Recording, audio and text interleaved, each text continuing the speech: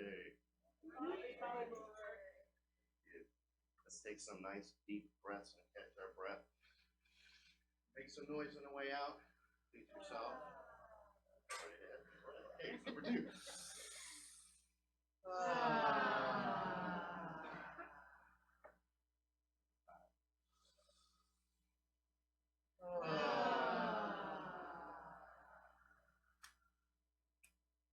All right, announcements. So tonight we're doing drum circle, correct? Yes, correct. Drum circle. We have drums. They bring more drums. We have instruments here, all kinds of stuff to make noise with. So have fun. It's very fun. We did the drum circle with Fred Tuesday night. If everybody came to that, and that was a blast. We had, golly, was there 50 people? 33, a perfect number. So that was fun. Not that people counted. And I love the jumping around part, but it always gets me hot. So when we do it on Sunday nights, we have now had 33 people, but every time we do it, it doesn't matter how many people shows up. We always have a blast, and the sounds and the nuances that we create in that moment are unique to that moment. So it's a blast always. So come on out to that. Next week's diversity. Do you understand that language? That is called denture language in the blue.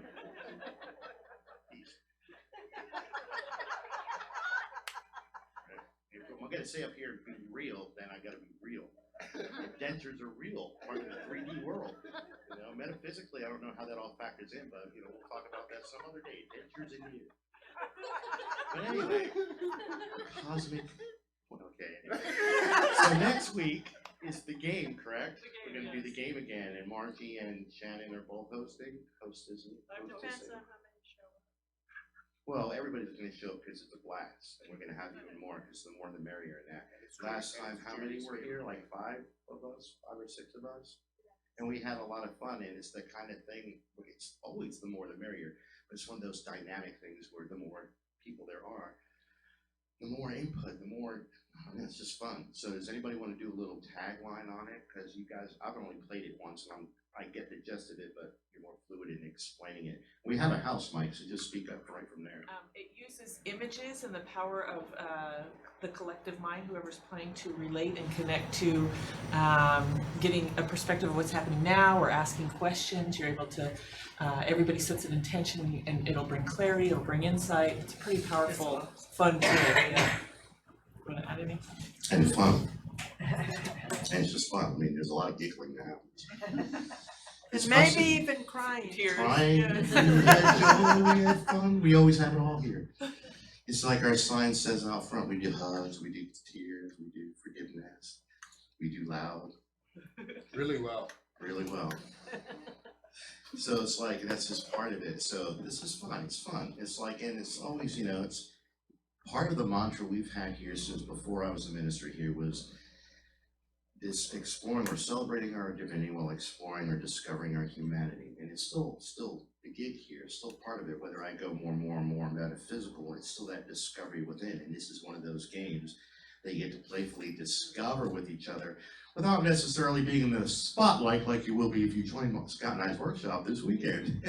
Plug. Anyway. You like that Well, what? segue? Well, So that'll be this weekend, coming soon to a stage near you. And that's more of an intense aspect of it. This is lighter and playful, and tears may still happen. It can be as intense as you want it. As I look at Margie, I don't know. So be in the moment with it and have fun, and know that it's still a safe place always. So if you were to discover something deep within you that you've been working on and it's been rattling your cage, you're still in loving arms here.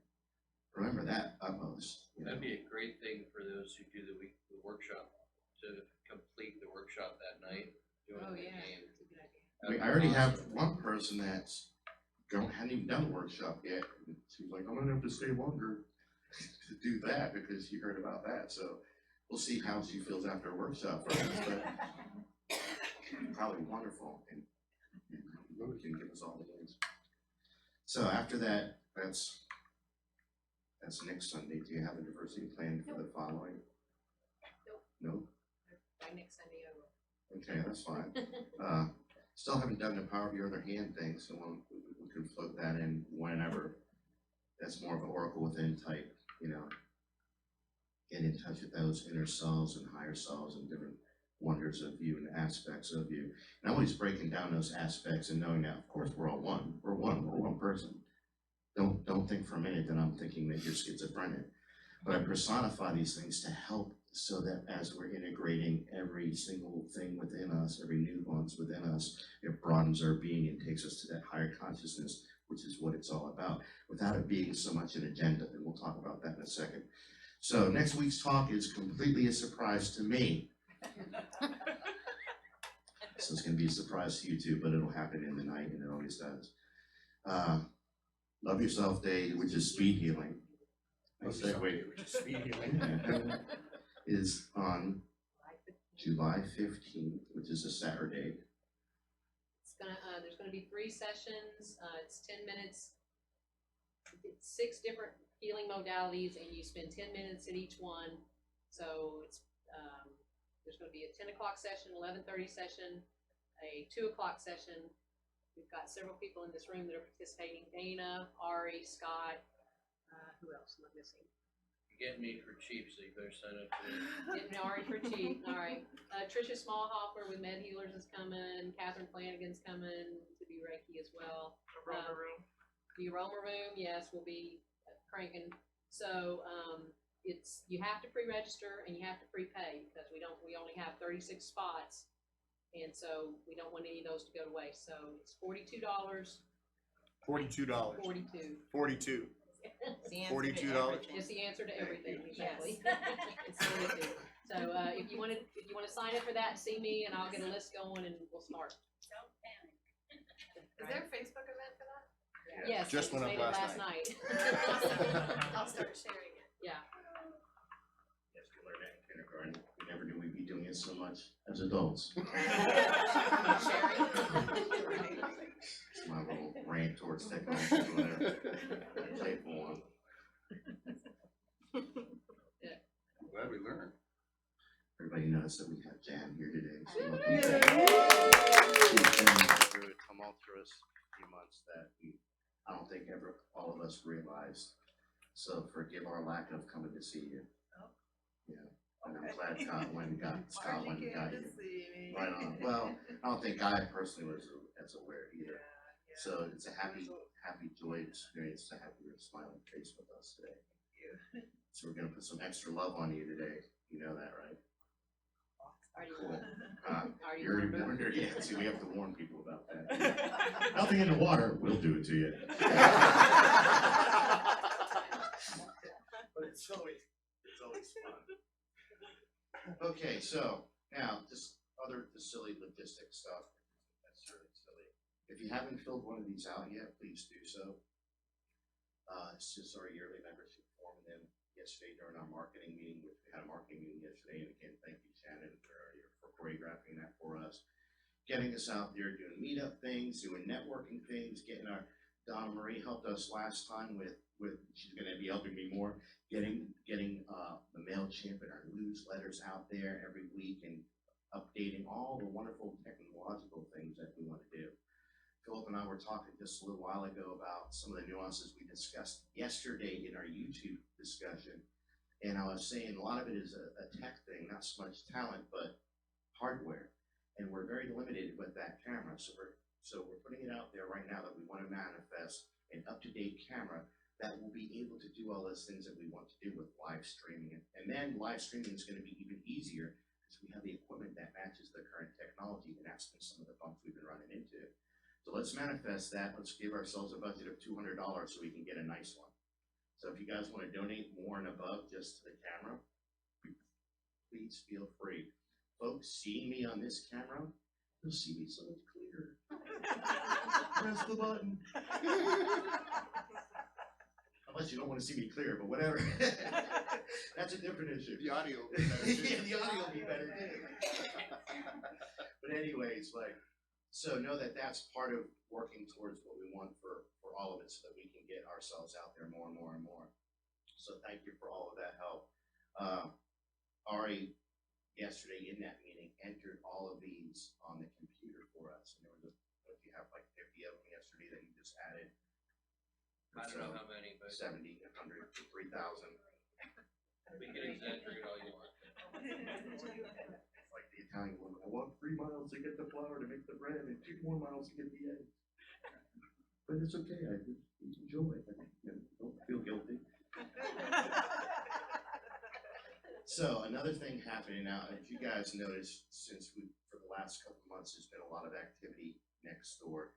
This thrift shop has been moving in, moving out, and it's coming together really nicely, and they're gonna have a grand opening on June 24th, which is Saturday. So it's a Saturday of our workshop, so you might not necessarily be able to come in here, because we're gonna be doing a workshop, and go check them out. And They'll be out in the parking lot too. they're gonna be out in the parking lot too, which is one of the things I wanted to segue into. There's a big sign out there now that says all this PAL and thrift stop and this and that, and on the building on the other side, it's painted thrift stop parking. That does not mean that we don't park there. The only thing we've surrendered to since they became the tenants is parking in the front again, which they're calling it a loading zone, which it was when this was a warehouse and blah, blah, blah. But you can park anywhere along that. Don't think you have to park all the way at the end because of that sign. That's the only parking lot. We don't even technically own the property out. That's where the property ends, is this wall, literally. And there's been cranes and bulldozers and all kinds of stuff on the other side. Now, you notice this has been a wreck, and it's like I've been a little flustered with the city, but they're not done, and I see there's more and more and more stuff, and I think if we're patient, this might end up being really pretty. Because I'm spying stuff going around, and I think they're putting sprinkler heads in there and stuff like that, so maybe their intentions are to do all this plumbing. Because they're tearing up everything, they made a new driveway right there, so we used to always park right there, now that's gonna be a driveway. So some of the dynamics of that parking lot are changing too, so just be aware of that. Be patient with the city, I'm gonna try to come up here this week and just weed whack that, just to get it out of the way, because I've been waiting for them to do it, and they haven't, so. We'll do that, but understand that the pardon our dust scenario is going to be something I think is gonna end up making us feel even happier. So, on another note, announcements, we haven't necessarily discussed this, but you notice how they have their signs up there? They have a really cool sign on the outside of the building, then you have one where the bird sign was, and that had this brand new electric lighted sign. I want one.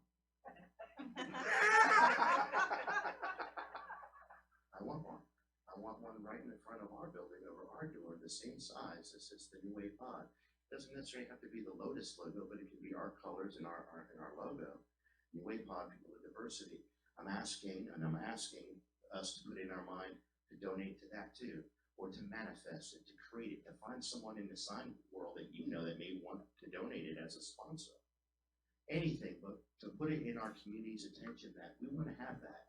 That's gonna make us stand out a little bit more too. And there'll be a permanent fixture that will increase the value of this building.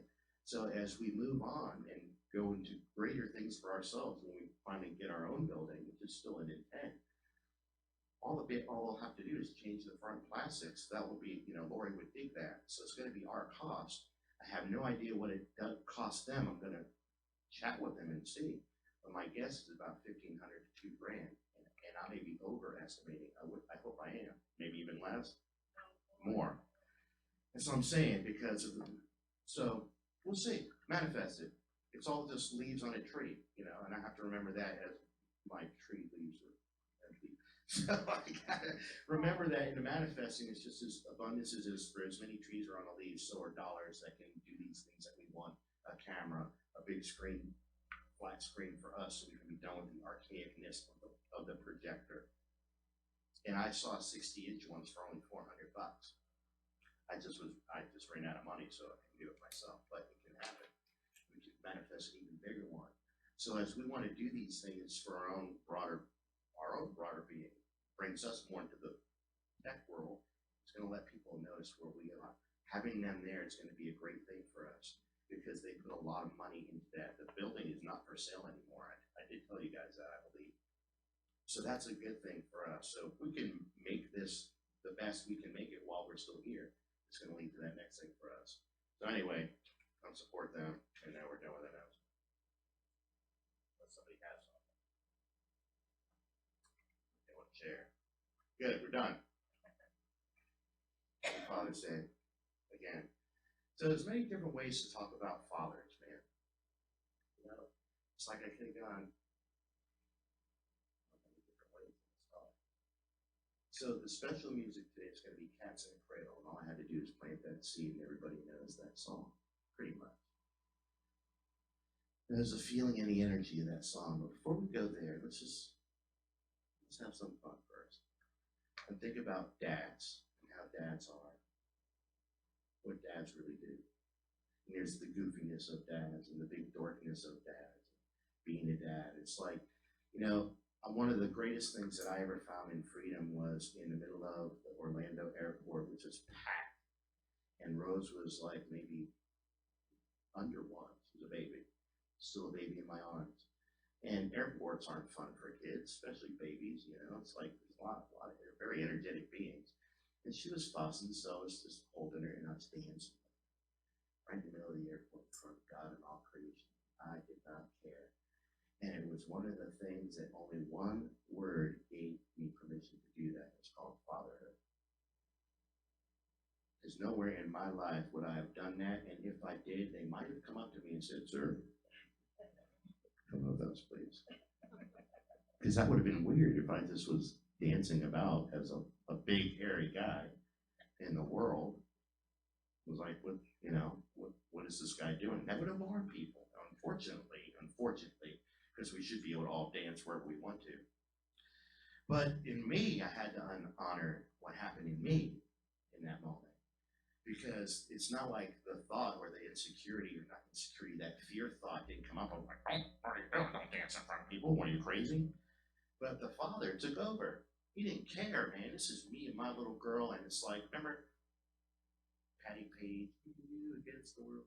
Remember that song? Well, in that moment, it felt like that for me, but not necessarily against. But it was just me and her in the world in that moment. So that was all doing whatever. She was still right there. But it was the permission that I noticed in my body to be able to do that I had never had. And I've been zany. I've allowed myself to do a lot of different things where I thought I was free. And I was free in those moments. This was different. This wasn't a workshop. I didn't have physical people around me.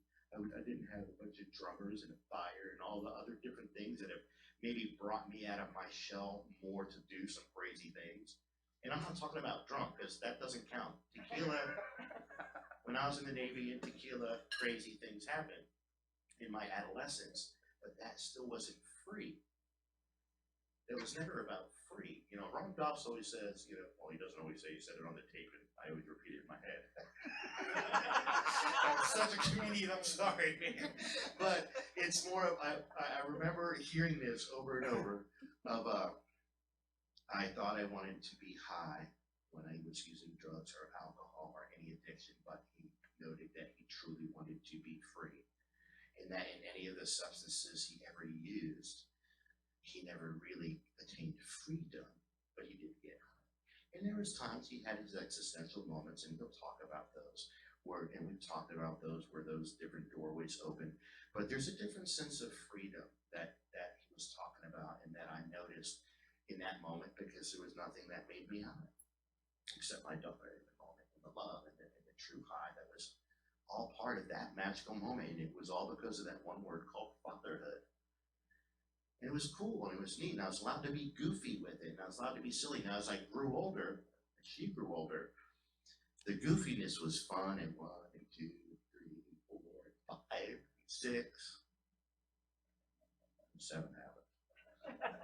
Dad.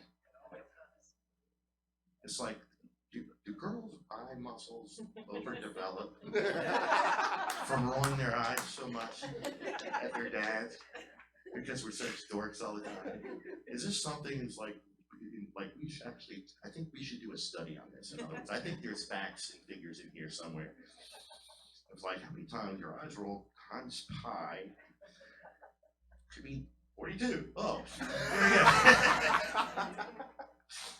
But to breathe into that and know that in all those moments that sometimes I'll now do it on purpose just to bust her chops. And that somewhere along the line, the little daddy songs that we sang weren't acceptable for her to anymore, and I had to deal with that as a dad. And that parts of me that almost become needy as a dad. I'm like, well, what? I had to realize that. I had to understand that part of me. And to know that, you know, Stephanie says something to me a long time ago was very, very, very interesting, because when we met and fell in love and got together, we were both single and childless. So I had a different energy about me. I had this carefree spirit, and I still have a carefree spirit, but something happened when Rose was born and a protector came online. Before we talk about the protector, let's hang out with the goof for a little bit. I'm gonna play you a video of dads being dads. It's called The Dad Thing. It's just a 4-minute song, and we're gonna allow and acknowledge the goofiness of us before we get into the other serious parts. So Philip's gonna cue that up. I'm gonna get out of the way. This is Dad Life. It's how we live 24/7, 365. Check me.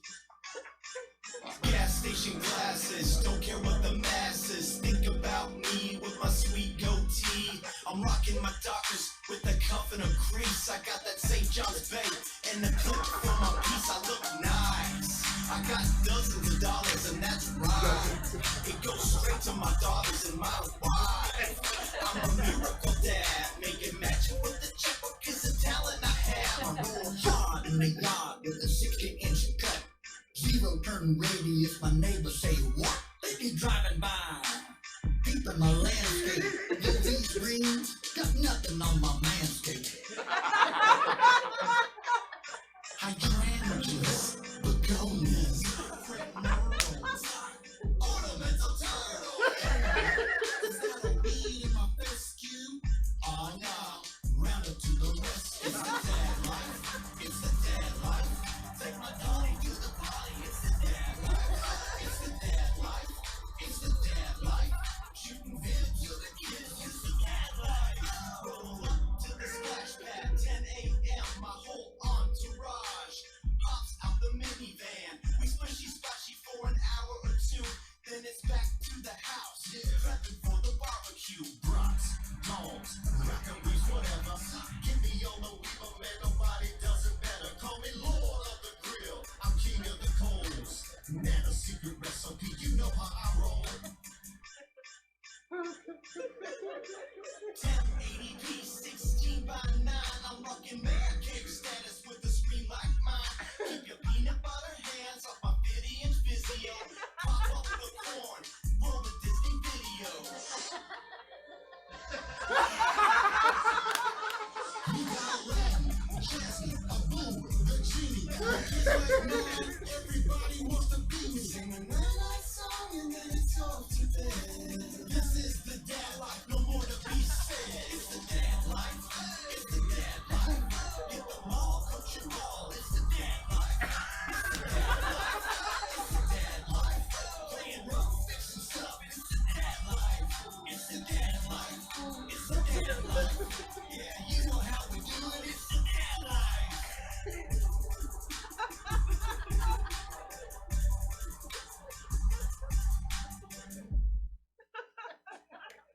Oh, that was just wrong.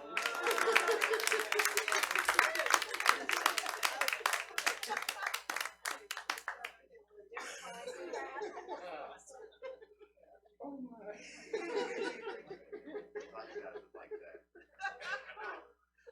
So that happened because when we were looking for special music, I was saying, hey, Father's Day, do some kind of fun song or something we can find it. I had sang the song here a long time ago by Greg Camlin, I like to be the dog, the man my dog thinks I am. But it wasn't necessarily a Father's Day thing, you know? So I was looking for funny songs and I found that, and I'm like, well, why don't we just play that video and then we'll sing Cats in the Cradle and we'll bookend it with both. But that is just the joy of fatherhood and the playful sides of us, and it's like it depicted a lot of things, right? Right on the head, and it's like, and none of that was wrong, because that was a playful way of looking at dads in a fun, playful way, and no one got emasculated along the way in doing it. No one got made wrong, you know.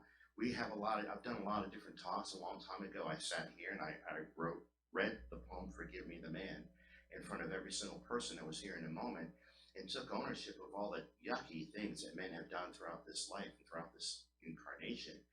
And one of the lines that I say rings through with my brothers all across the board, whether they have done this, was, and though none, forgive me the man who's done none of these things, yet bound by the guilt of ancestral strings. And knowing that as a man walking around, it's a good man in this world, a good one that's never hurt women, one that's never hurt men, one that's had to defend more, but that has been in integrity and has hung out with integritable men throughout his life, so knew there was a plethora of them, but still felt like crap for being a man. And still was going to men workshops with other men that I knew, I'm looking in their eyes and we're good men. Man, I've seen up on this stage, and the facsimile of this stage is Scott, Margie, and I, and Marty, and Art, and all of this from the day we started this workshop world, seeing good men broken by society and acting out their pain by default, and then bound by the guilt of ancestral strings because they did none of it, but were programmed just as much as every single computer around, and then had to walk in that. And then we've been singing songs to him like the Armor song from our brother David Roth, to let go of that armor, and all the wonderful songs in the living years, Mike and the Mechanics, all the Dan Fogelberg with Thank You, Leader of the Band, and all the different aspects. Eric Clapton, My Father's Eyes. There's so many different songs that have tapped us into those kind of things with our dads, because we have been hurt by our fathers, because they have been hurt by theirs, and they have been hurt by society so deeply, man. I say men are utterly afraid of women's power because they just don't know how to stand in it, because they don't know how to stand in their own. They're so powerful of a being, as is the goddess. But when a man stands in that power, it's almost explosive, which is the nature of us. We're an explosive being. Okay, just understanding the science of the energy and the yin and the yang, the receptive and the explosive. We're so afraid that we can't contain it in our body that we do it and it explodes, and we're not supposed to contain it. We're supposed to let it flow. But it's like, I wrote poems, man, I've written all kinds of poems. Forgive me the man. What does it mean to be the man? A man's heart. All to try to tap into the feelings of manhood and all the different folklores and stereotypes that we've been taught what it meant to be a man. And to just try to go into our natural state of being and go into nature, even some of the tribal cultures that we embrace. Man, geez, I'm learning a Lakota word on myself today. It's like, and they still had a gender culture difference in their culture. They're still healing that needed to happen all the way, but they're a lot closer than a lot of other cultures when it comes to honoring that nuance between yin and yang, and honoring the gifts that come out with it, and getting out of the mistakes of that limit women and limit men. Meaning, men can't be a nurturer and a woman couldn't be a warrior. Yeah, okay, I've met too many women warrior to know that, and I've met too many men nurturers to know that. It's like, you know, I've watched big burly men. What was his name? He was a guest here recently, and I pointed it out. It's this big guy with a beard who was holding this praying little baby. Your friend. Yeah. Right. With his daughter and his wife 2 or 3 weeks ago. Just With the baby. But my point is, any big man, any big burly man that would make you think big, burly, masculine, because sometimes that's what people need to see for men, right? Or what if the guy's 5 foot and got no body hair and he's very frail? Is he not a man? Does he not deserve to be treated like a man and to be able to have all the man feelings of masculinity and all that good energy that comes with it? So let's get the word masculinity out of it, put goddess energy. As much as we as men, and I've been teaching men, and Scott has been teaching men, how to bow to the woman before us, how to honor the goddess before us, and how to honor that feminine within and honor that goddess within us, so we will listen to them when they're giving us the to-do energetically, and then I can bring that active, explosive energy out in a good way that's directed, like rocket fuel, like a rocket engine, still explosive energy, but it's contained and it's focused, and I can shoot forward in it. But I got the idea from the woman. She told me to do it. Probably half the time how to do it. But it's that symbiosis back and forth inside. So on the feminine side, gotta honor the God side. I mean, I've been overzealous in my lifetime talking about men honoring women because men beat women up, and I was very sensitive to that. But ladies, other way around too, and honoring the God, and honoring that essence of pure male without knocking him in any way, shape, or form for who he is, goofy or not. Because we are big goofballs. We are 8-year-olds in big bodies. I did the math the other day, and I'm like, I'm 54 almost. Sometimes I wish I was 25. Sometimes I act like I'm 8. So I'm 28.6 years old. So anybody in their 30s is actually an older woman to me, so nobody can give me crap for liking younger women. And that's just that goofy logic of the male brain. But it's okay because it's fun and playful, because everybody who knows me knows really how much I honor my sisters and knows what integrity is really within this guy over here. But when it comes to now father and fatherhood, as that playful spirit guy dancing in the airport found that freedom, there was another prison that jumped on me that I didn't realize. It's back to that statement I was talking about a little while ago when I said, when Steph and I first met, she pointed out to me that I was really carefree. And after Rose was born, a protector came online. A worry wart guy came online. And it's a very innate thing for us to have that protector come online. But when it comes online in a needy way, we got to check ourselves and realize what just happened. Because the moment before fatherhood happened, I still had all that energy, right? I was still that warrior, still that masculine man, still all those things were in me, right? And I knew I was safe in the world. I knew it. Felt it in the fiber of my being. And then I became a dad. And what did fear whisper in my ear in that moment? She's not safe, you need to protect her. And that energy is allowed to come up in the energy of our warrior spirit, but when it became a need thing where fear came in and said she's not safe, you need to protect her, I almost became overprotective in it and needy. And my own daughter has called me out on being overprotective, and so did Steph. Luckily for me, I listened, because I'm like, okay, goofy dad, it's innocent, it came innocently. But to honor that within that, that's something that happens in men, and that's a dynamic that we got to honor with each other. And women have to notice, or I invite you to notice, that's something that your brothers are going through, even if your brother is your half side. When I talk about us as men and women, brothers and sisters, to know that's a nuance that happens in men really, really strong, and to honor in them so that the need doesn't grow, but the warrior and the protector still gets honored in a good way without being made into grog that knows nothing. He's just a protector. See, if we were to look at the media, man, and so in the coming and the rebuilding of the women where men have taken away, they went about it backwards by humiliating men, and that wasn't the route to do it. We have to honor each other, and we have to know that each of us is equal. We have to know that the woman and the man are just as powerful, and that is a us thing. It's like, go have some yin without some yang and see how far the universe gets. Put it that simple. Check out any molecule that you want in existence and tell me how far creation that molecule would have gotten without both polarities energetically in it on whatever chemical bond you want to talk about. And wherever you want to talk about, from astrophysics, quantum physics, physics to metaphysics, there has to be both, always, forever. And the universe has mirrored that to us in all of those aspects, from astrophysics to physics to quantum physics to microphysics to metaphysics. So it's only logical that we know that within our own selves, that it has to be in balance all the time, always.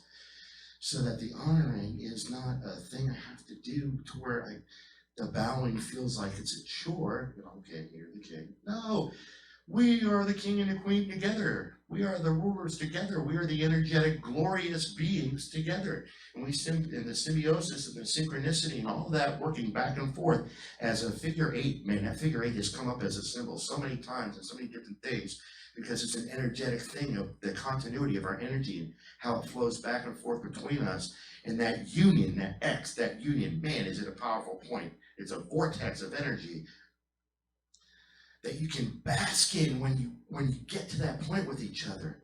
But if you look about the loop and just look at the aspects of it, you can see the feminine and the masculine in it, and no side of the loop is bigger than the other. It's the same, it's equal, and if one of the loop parts break, whew, all the energy's gone. If you just pretend it's a circuit, he's got nowhere to go.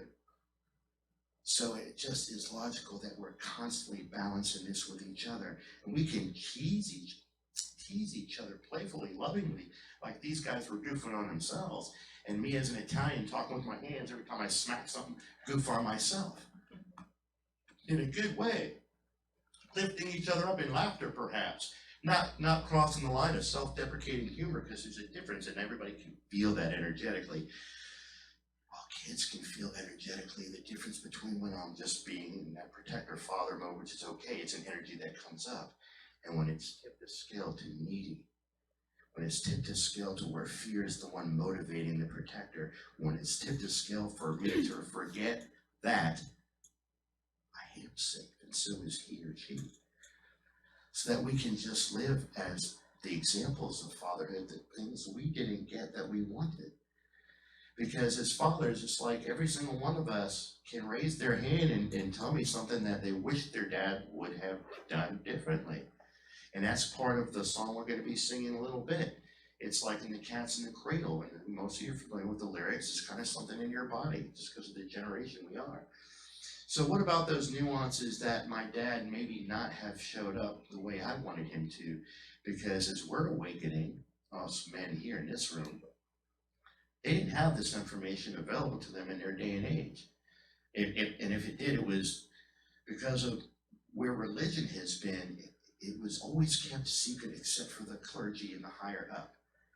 That's been the way since the dawn of time. Well, as more and more men, because I honor my female brothers and sisters. Matter of fact, last week, if Garrison didn't show up outside of Philip, I was like, check this out, man. I've been a rental with this one woman. And then Garrison, teasing. But it's honoring that more and more women have engaged this path sooner than men and have paved the way for their brothers, even though their brothers may have been their husbands or fathers, to come and stand in the light and do this work in a good way without beating them up for the sins of the past. Forgive me, the man. I didn't do it. They did it. And when I have been the one who did it, because I was programmed, forgive me, as I forgive you as women for the mistakes that you've been programmed with along the way. So as we come to Father's Days and Mother's Days, because they're back to back, and honoring those different nuances with each other, I invited everybody last week or last month to write a mom letter, to write a letter to their mom. And it could be a celebratory letter. Mom, you were the greatest mom I've ever had. Thank you for every single thing. It could be to get some grief off of your heart. It could be just to say hello, because maybe your mom has crossed over. Maybe they live a long place away. Well, I want to invite us to do the same thing with our dads today. And if it plugs you into something, then allow that. Allow that, because you guys know the lyrics of The Cats in the Cradle. And there's a lot of parts in that song where it plucks that melancholic string of the things that we wanted for our kids and what we were going to do for them. And then we failed because we got busy and got sucked up into the world. And then our kids were just saying, oh man, just like, and then they turned into that. And then we saw that. And where we could break that chain, well, sometimes breaking the chain of it is owning it first and healing it. I have forgiven way too soon in my life on certain issues because of my metaphysical and spiritual guy.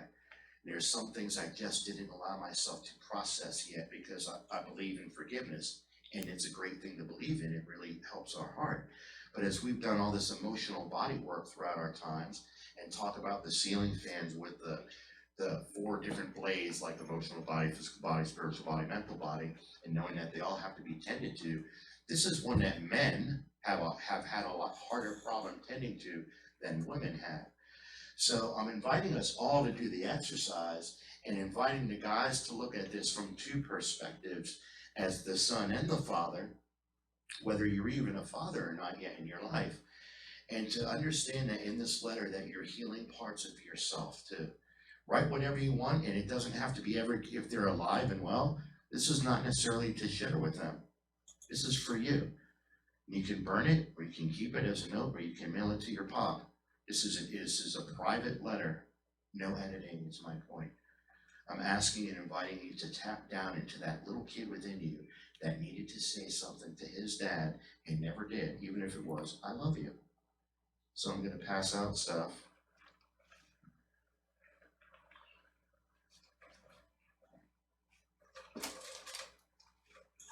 And this is really just the beginning. I invite you guys to continue this letter because just we're at with time. I'm looking backwards, I want to give you the whole file. Yeah, just like.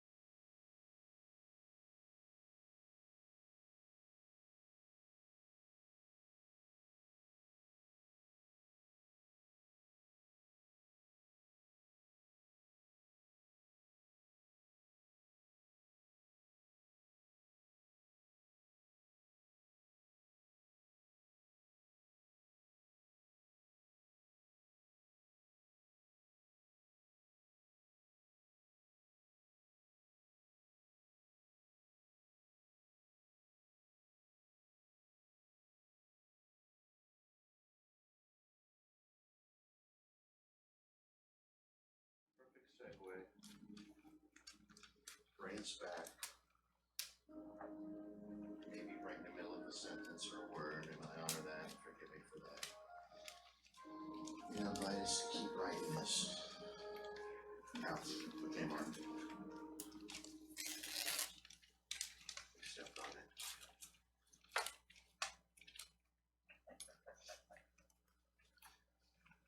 You discover what you discover, and that everybody's gonna have a different experience with that. And some may have catharsis and some may not just do anything, it's fun. There's no expectations of that, there's never any expectation. It's about discovery, if you discover that you discovered nothing, well, there you go. It's always a discovery, and it's my experience is different than yours. We're all gods and goddesses going on a journey. I am your Pedro at the Grand Canyon, that's all. So I know a lot of for me, hey, the Italian comes out. A lot of for me, my entire life, I've had a lot of healing I've had to do with my dad, because there's a lot of yuck and there's a lot of hurt. And it masked some of the great qualities of my dad, because he's a big ham too. Before all the negative, yucky stuff about Bill Cosby, I used to say he was like a white Bill Cosby, because he was just goofy, but his humor was clean. He would say jokes and stuff, but it wasn't, you know, we still could make anybody laugh. So it didn't have to be distasteful. I'm sure when he hung with the guys, he had the ones that were, you know, the more adult version of it. But he was a big mush.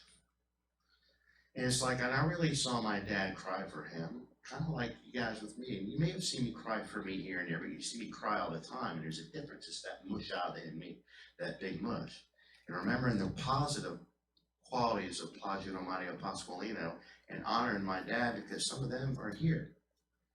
You know, so it's like, we gotta honor all of it. It's like, and know that everything that he was is part of who Mark is. And, you know, I wanna let go of the things that were programs of his hurt and his generation, and evolve and let go of my ancestral strings, but not my ancestors.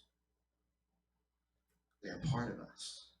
It's very important to carry the wisdom and the woes of yesteryear, so that I can teach the people of the mistakes of the past, the mistakes of the forefathers and foremothers, and know that these mistakes were things that may have been horrific in the moment, but broadened our being. So in the big picture, no harm, no foul.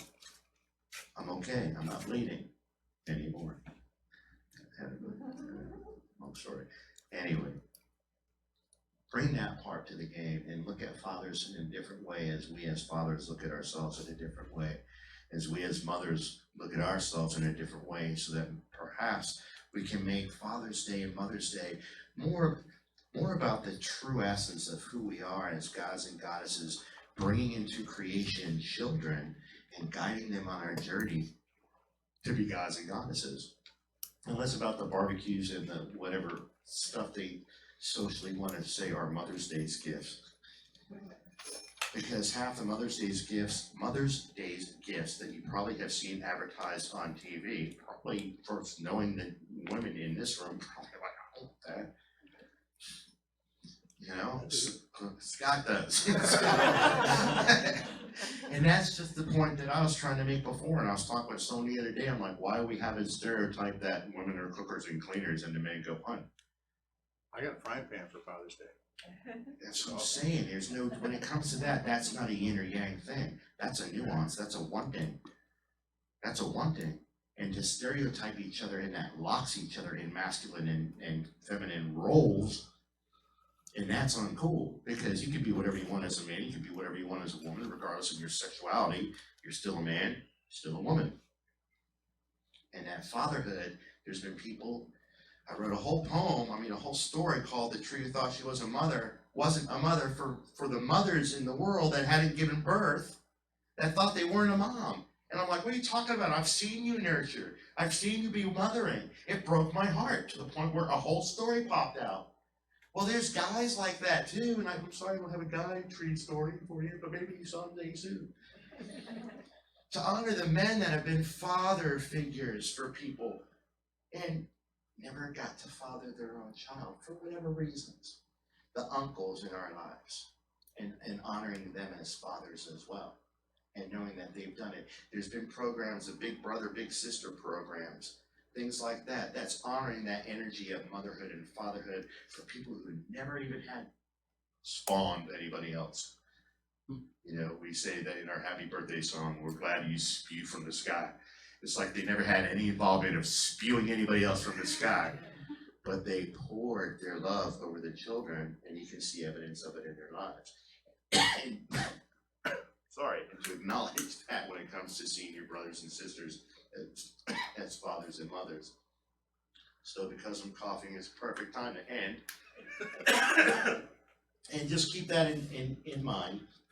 Have fun with Father's Day. It's like not too metaphysical of a talk I'm gonna do on Father's Day in the first place, but it's to understand the nuances, to let go of the ancestral strings, like I said a moment ago, and never let go of the ancestors and bring them with us so that we can learn in a good way how to teach men to be good fathers. So it is. Thank you.